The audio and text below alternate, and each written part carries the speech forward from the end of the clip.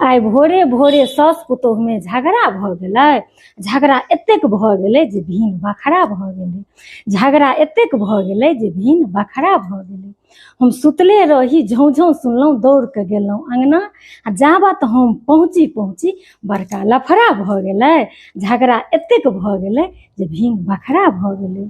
हम कहलियनि, सुनू ने काकी, किया एना करै छी? एही बेटाके बियाह लए ने कबुला एतेक केने रही। सुनते बुढ़िया हमरे पर आगि बबूला भऽ गेलै। झगड़ा एतेक भऽ गेलै जे भिन बखरा भऽ गेलै। झगड़ा एतेक भऽ गेलै जे भिन बखरा भऽ गेलै। झगड़ा कोनो सीमा सरहद लए पुतोह अन्हारे नहि उठली। ओहि पर साउस बाढ़नि लऽ कऽ नैहरके झाँटऽ लगली। सुनगैत आगि बड़का धधरा भऽ गेलै। झगड़ा एतेक भऽ गेलै जे भिन बखरा भऽ गेलै। झगड़ा एतेक भऽ गेलै जे भिन बखरा भऽ गेलै।